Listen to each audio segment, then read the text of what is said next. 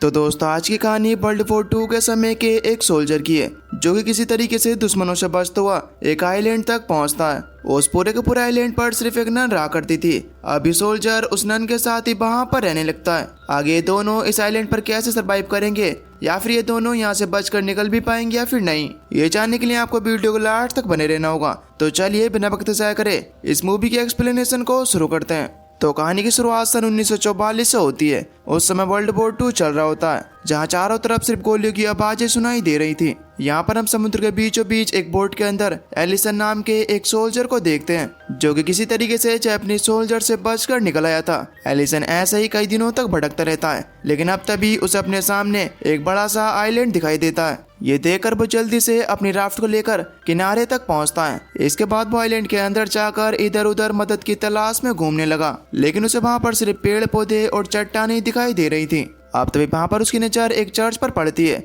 Allison इस बात को लेकर परेशान हो रहा था कि जब इस आइलैंड पर लोग ही नहीं रहते तो आखिर चर्च कैसे बन गया। खैर अब इसके बाद जब एलिसन उस चर्च के पास जाता है तो वहाँ पर उसे एक नन दिखाई देती है जिसका नाम एंजेला है। एंजेला वहाँ पर एलिसन को देखकर डर जाती है। वो सोचने लगती है कि ये जापानीज सोल्जर है, लेकिन एलिसन उससे कहता है कि तुम मुझसे डरो मत, मैं जापानीज नहीं हूँ, मैं अमेरिकन हूँ, तुम्हें मुझसे कोई भी खतरा नहीं है। वो एंजेला से पूछता है कि आखिर यहाँ पर कितने लोग रहते हैं। एंजेला कहती है कि मैं तो यहाँ पर अकेली हूँ। ये बात सुनकर एलिसन को बिल्कुल भी विश्वास नहीं होता। खैर अब इसके बाद एंजेला अपने साथ उसे चर्च के अंदर ले जाती है। एलिसन उससे पूछता है कि तुम यहाँ पर आखिर अकेली क्यों रह रही हो। तब एंजेला कहती है कि मैं एक पादरी के साथ यहाँ पर आई थी। हमें यहाँ से कुछ बुजुर्ग पादरियों को जापानीज सोल्जर से बचाकर निकालना था, लेकिन जब तक हम यहाँ पर पहुंचे तब तक जापानीज सोल्जर उन्हें यहाँ से बंदी बनाकर ले गए थे। अब हमने आसपास के खराब माहौल को देखकर यहीं पर रुकने का फैसला किया, लेकिन कुछ दिन बाद जिस पादरी के साथ मैं यहाँ पर आई थी उस पादरी की तबीयत बहुत ज्यादा बिगड़ गई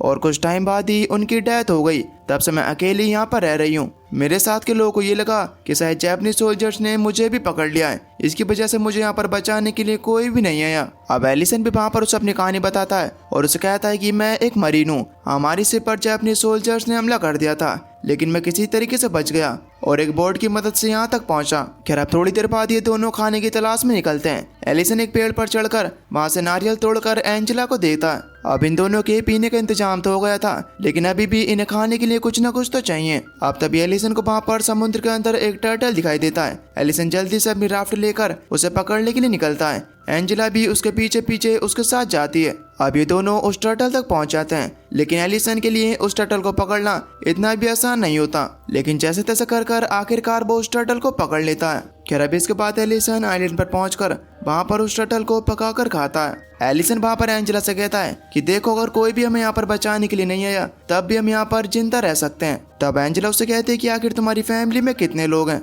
तब एलिसन कहता है कि मैं अनाथ हूँ, मैं पूरे 14 साल तक अनाथ आश्रम में रहा हूँ। इसके बाद मैंने अपनी पढ़ाई पूरी करके आर्मी ज्वाइन करने का फैसला किया क्योंकि मेरे अंदर ये चाहती कि मैं अपने देश के लिए कुछ करूं। एंजेला उसे बताती है कि मैं भी अनाथ हूँ, मुझे शुरू से ही ईश्वर पर बहुत ज्यादा भरोसा था, इसकी वजह से मैंने नन बनने का फैसला किया। इससे मुझे बहुत ज्यादा खुशी मिलती है और मैं लोगों को सही राह दिखाना चाहती हूँ। एंजेला और एलिसन दोनों एक दूसरे से पूरी तरीके से अलग होते हैं। एंजेला बहुत ही शांत स्वभाव की होती है और वह भगवान पर भरोसा करती है, जबकि एलिसन बिल्कुल भी ऐसा नहीं है। वो भगवान पर ज्यादा विश्वास नहीं रखता और वो थोड़ा सख्त मिजाज का है। खैर अब अगले दिन एंजेला और एलिसन को आसमान में जापानीज फाइटर प्लेन दिखाई देते हैं, जिसे देखकर एलिसन जल्दी से एंजेला को लेकर वहीं पर छुप जाता है, क्योंकि एलिसन को इस बात का डर था कि कहीं जापानीज सोल्जर्स ने उन्हें देख लिया तो उन दोनों की जान खतरे में पड़ जाएगी। इसके बाद एलिसन एंजेला को समझाता है कि हमें कुछ दिनों तक यहाँ पर छुप कर रहना होगा। मैंने यहाँ पर एक गुफा देखी है और वो बहुत ही ज्यादा सही है, हम वहाँ पर रुक सकते हैं। तब एंजेला भी एलिसन के इस फैसले को मान जाती है।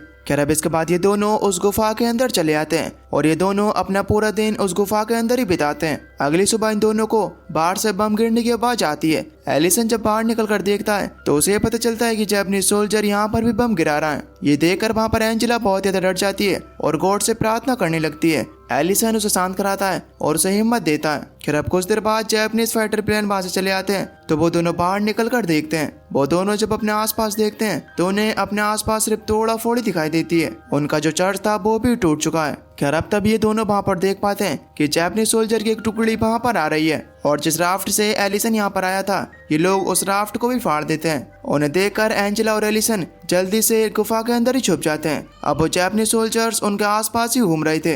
तब एलिसन भी उनका सामना करने के लिए तैयार था, लेकिन वो सोल्जर्स गुफा के अंदर नहीं आते और वो वहां से चले आते हैं। यहाँ पर एंजेला एलिसन से कहती है कि मैं अपने आप को उन जापानीज सोल्जर्स के हवाले कर देती हूँ। मुझे यकीन है कि मुझ जैसी नन को वो नहीं मारेंगे। अब इसके बाद तुम्हें मौका मिल जाएगा और तुम भी यहाँ से भाग जाना। लेकिन एलिसन उसकी बात मानने के लिए तैयार नहीं था। वो उससे कहता है कि हम ये रिस्क नहीं ले सकते। मुझे पता है कि वो लोग कितने ज्यादा खतरनाक हैं, तुम उनका यकीन मत करो, वो तुम्हारे साथ कुछ भी कर सकते हैं। खैर अब शाम को एलिसन बाहर आता है तो वो वहाँ पर देखता है कि जापानीज सोल्जर्स ने कई सारे कैंप वहाँ पर बना लिए हैं। उनकी निगाहों से किसी तरीके से बचते हुए वो दूसरी ओर मछलियाँ पकड़ने के लिए जाता है, लेकिन कुछ जापानीज सोल्जर्स वहाँ पर उसे देख लेते हैं। तब एलिसन वहाँ पर मरा हुआ होने का नाटक करता है। ये देखकर उन्हें भी शक नहीं होता और वो वहाँ से चले आते हैं। अब इसके बाद एलिसन मछली पकड़कर एंजेला के पास आता है और वो वहाँ पर एंजेला के साथ मिलकर मछलियाँ खाने लगता है। लेकिन एंजेला ने नन बनने के बाद मछली खानी छोड़ दी होती है, लेकिन यहाँ पर उसके पास खाने के लिए दूसरा कोई ऑप्शन भी नहीं है। अगर उसने नहीं खाई तो वो मर जाएगी। अब उसे मजबूर होकर वो मछली खानी पड़ती है। खैर अब रात के समय में जब ये दोनों सोने के लिए जाते हैं तब एलिसन चुपके से बाहर आता है। वो वहाँ पर जापानीज सोल्जर्स को आसपास देखने लगता है। इसके बाद वो अपने चेहरे को काला करता है ताकि उसे कोई भी ना देख पाए। जब उसे मौका मिलता है तो वो चुपचाप उनके कैंप में घुस जाता है। वो जल्दी से सभी खाने का सामान एक बैग में भर रहा था, लेकिन अब तभी एक सोल्जर वहाँ पर आ जाता है, जिससे कि एलिसन को वहीं पर छुपना पड़ता है। एलिसन को वहाँ से भागने का मौका नहीं मिलता और उसे अपनी पूरी रात वहीं पर गुजारनी पड़ती है। अब जब अगली सुबह सभी जापानीज सोल्जर अपनी ट्रेनिंग में बिजी होते हैं तब एलिसन मौका पाकर बाहर निकल जाता है। इधर दूसरी तरफ जब एंजेला उठती है तो वो अपने आसपास कहीं पर भी एलिसन को नहीं पाती। ये देखकर वो बुरी तरीके से घबरा जाती है और ये सोचने लगती है कि शायद एलिसन मारा गया और वो वहाँ पर रोने लगती है। लेकिन अब तभी एलिसन किसी तरीके से जापानीज सोल्जर से बचता हुआ उस गुफा के पास आ जाता है जहाँ पर उसे एंजेला मिलती है। एलिसन वहाँ पर एंजेला को डांटता है और उसे कहने लगता है कि तुम्हें बाहर आने की क्या जरूरत थी। इसके बाद वो एंजेला को अंदर लेकर आता है। एलिसन एंजेला को बताता है कि मैं कैंप के अंदर खाने और कुछ सामान लेने के लिए गया था, लेकिन एंजेला वहाँ पर एलिसन पर गुस्सा हो जाती है। वो उसे कहने लगती है कि तुम मुझे बिना बताए चले गए, जिससे कि मैं बहुत ही ज्यादा डर गई थी। तब एलिसन कहता है कि हाँ चलो, अगली बार से मैं ऐसा नहीं करूँगा। खैर अब अगले दिन एलिसन एंजेला को एक फूल और एक कंघी गिफ्ट करता है, जिसे देखकर एंजेला खुश हो जाती है। इसके बाद वो एंजेला से पूछता है कि क्या तुम ये नन वाला ड्रामा छोड़कर एक नॉर्मल लाइफ नहीं जीना चाहती। तब एंजेला कहती है कि उसने अभी नन बनने की अपनी अंतिम प्रतिज्ञा नहीं ली है। किसी को भी नन बनने के लिए पूरे 5 साल लगते हैं ताकि वो इंसान सही निर्णय ले सके। दोस्तों दरअसल बात यह है कि एलिसन को अब धीरे धीरे कर एंजेला पसंद आने लगी है, इसलिए वो नहीं चाहता कि वो पूरी तरीके से नन बनकर रहे। अब तब एक बार फिर से इन्हें बाहर से कुछ आवाजें आती हैं। जब ये दोनों बाहर जाकर देखते हैं तो इन्हें पता चलता है कि जापानीज सोल्जर इस आइलैंड को छोड़कर जा रहा है, जिससे इन दोनों को बहुत ज्यादा खुशी होती है। जो सारा सामान जापानीज सोल्जर छोड़कर गए थे उससे अब इन्हें खाने पीने की दिक्कत तो नहीं होगी। इसके बाद एलिसन एंजेला को बताता है कि वो बचपन से बहुत ही अकेला रहा है और उसने अपनी जिंदगी में बहुत सारी मुसीबतें झेली हैं, लेकिन अब मैं अकेला नहीं रहना चाहता। वो सीधा सीधा एंजेला से कह देता है कि मैं तुमसे प्यार करता हूँ और मैं नहीं चाहता कि तुम पूरी जिंदगी इस तरीके से नन बनकर रहो, और मेरी ये इच्छा है कि जब ये युद्ध खत्म हो जाए तो तुम मुझसे शादी कर लो। अब ये सुनकर एंजेला चौंक जाती है। वो उसे कहती है कि उसने अपने आप को ईश्वर को समर्पित कर दिया है, मैं चाहकर भी तुमसे शादी नहीं कर सकती। ये सुनकर एलिसन को बहुत ज्यादा दुख होता है, लेकिन वो फिर भी उससे कहता है कि अगर मेरी बातों से तुम्हें थोड़ी सी भी ठेस पहुंची हो तो प्लीज मुझे माफ कर देना। खैर अब रात के समय में जब ये दोनों खाना खाने के लिए बैठते हैं तो तभी वहाँ पर एलिसन को जापानीज सोल्जर्स की एक शराब की बोतल मिलती है। अब बातों ही बातों में बहुत सारी शराब पी लेता है। वो पूरी तरीके से नशे में था। वो नशे में एंजेला को बहुत ही गलत गलत बातें कहता है और वो उसकी इस नन वाली प्रतिज्ञा को ढोंग बताता है। ये बातें सुनकर वहाँ पर एंजेला रोती हुई बारिश में वहाँ से चली आती है और जंगल में जाकर ठंड में वहीं पर सो जाती है। एलिसन उसे बहुत ढूंढने की कोशिश करता है, लेकिन वो उसे नहीं ढूंढ पाता। अगली सुबह वो जंगल के बीच में उसे मिलती है, जिसकी हालत बहुत ज्यादा खराब थी। एलिसन वहाँ पर एंजेला को गोद में उठाकर कैंप की ओर ले जाता है, लेकिन तभी वो वहाँ पर देखता है कि जापानीज सोल्जर्स दोबारा से यहाँ पर लौट कर आ रहा है, इसलिए वो कैंप में ले जाने के बजाय उसे दोबारा से उसी गुफा में ले जाता है, जहाँ उसकी हालत धीरे धीरे कर और भी ज्यादा बिगड़ने लगती है। इसके बाद एलिसन अपनी जान को जोखिम में डालकर जापानीज सोल्जर्स के कैंप में जाकर वहाँ से कंबल और दवाइयाँ चुराता है, लेकिन एक सैनिक वहाँ पर एलिसन को देख लेता है, जिसे बचने के लिए एलिसन उसे वहीं पर जान से मार देता है और उसकी लाश उसने वहीं पर छुपा दी। वापस आने के बाद वो जल्दी से एंजेला के गीले कपड़े बदलता है और इसके बाद उसे दवाइयाँ देता है। खैर अब इसके बाद अगली सुबह जब एंजेला होश में आती है तो वह एलिसन से पूछने लगती है कि आखिर मेरे कपड़े किसने बदले। तब एलिसन उसे बताता है कि तुम्हारी तबीयत बहुत ही तो खराब थी, इसकी वजह से मैंने ही तुम्हारे कपड़े बदले। वो इस चीज के लिए वहाँ पर उससे माफी मांगता है और उसे कहता है कि कल जो भी कुछ मैंने कहा वो मैंने नशे में कहा था। अगर मैंने जो भी कुछ तुम्हें गलत कहा हो प्लीज मुझे माफ कर दो। अब एंजेला भी वहाँ पर एलिसन को माफ कर देती है।